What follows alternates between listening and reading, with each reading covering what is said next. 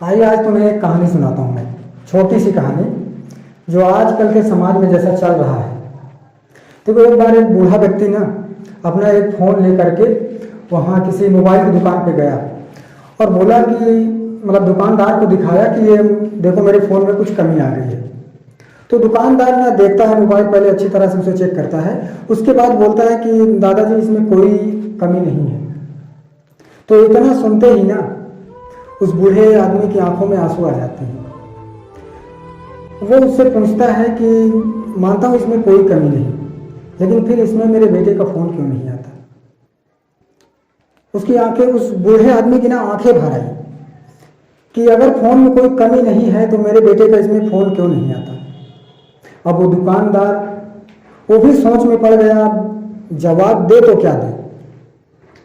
जानते हो आजकल के लोग ना खुद को कुछ लोग इतना मॉडर्न समझते, इतना समझदार समझते हैं ना, वो लोग अपने माँ बाप की देखभाल नहीं करते। जानते हो अभी हाल ही में एक मुजफ्फरपुर की घटना सुने होंगे तुम लोग, इसी यूपी की। एक 85 साल का बूढ़ा आदमी जो कि उसके 5 बच्चे थे, एक बेटा था, 4 बेटियां भी थी और बेटा उसका सरकारी गवर्नमेंट टीचर भी था। लेकिन फिर भी इतने बच्चों के होने के बावजूद उस 85 साल के बूढ़े आदमी को वहाँ एक, जहाँ कहते हैं ना माँ बाप को जहाँ पाला जाता है, जिसका वृद्धाश्रम में उसे रहना पड़ा। लेकिन क्यों?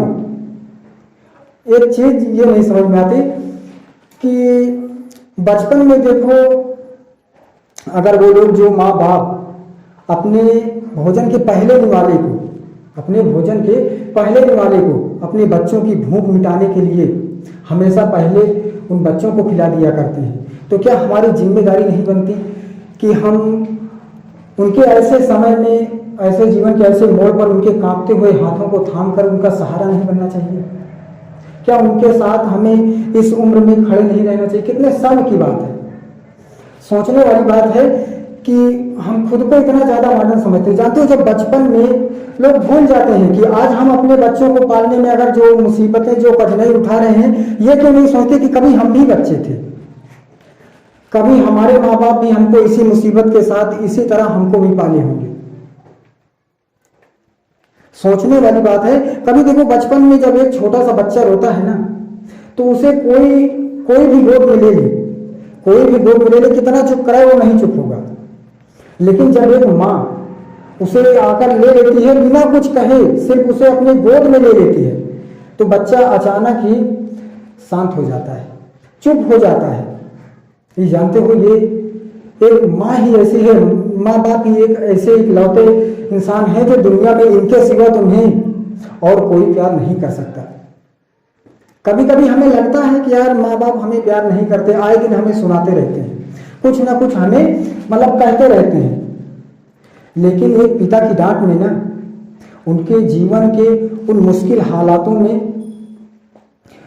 उनको मुश्किल हालात में सामना करने का ना तजुर्बा छिपा होता है, जिनको बस समझने की जरूरत है, और माँ की गोद किसी दुनिया के किसी जन्नत से कम नहीं है। लेकिन आजकल के लोग ना इतना ज़्यादा वो हो गए कि सोचो कि कभी कभी हम लोग सोचते हैं, गांव में अक्सर सुनते हो कि कभी अगर कोई ड्रिंक करता है, शराब पीता है, तो कहता है कि यार शराब पिया हुआ हम लोग मंदिर, मस्जिद, गुरुद्वारा, चर्च कहीं नहीं जाते हैं, कहते हैं शराब पिया हुआ है। लेकिन हम वही शराब पी करके घर पे आते हैं।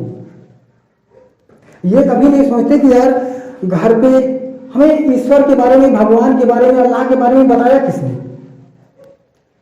बचपन में जब हमें बोलना नहीं आता, चलना नहीं आता, तो कौन सिखाता है हमें?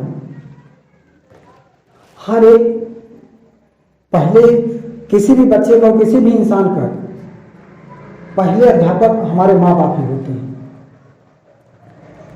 और हमें सिखाते बचपन में कि ये भगवान है, ये फला है, ये ढेका है, ये मंदिर है, ये मस्जिद है। हमें सिखाने वाले वही माँ बाप हैं। अगर सच कहूँ ना, तो दुनिया में सबसे पहले माँ बाप से के अलावा कोई किसी भगवान को मैं सच कहूँ तो नहीं मानता।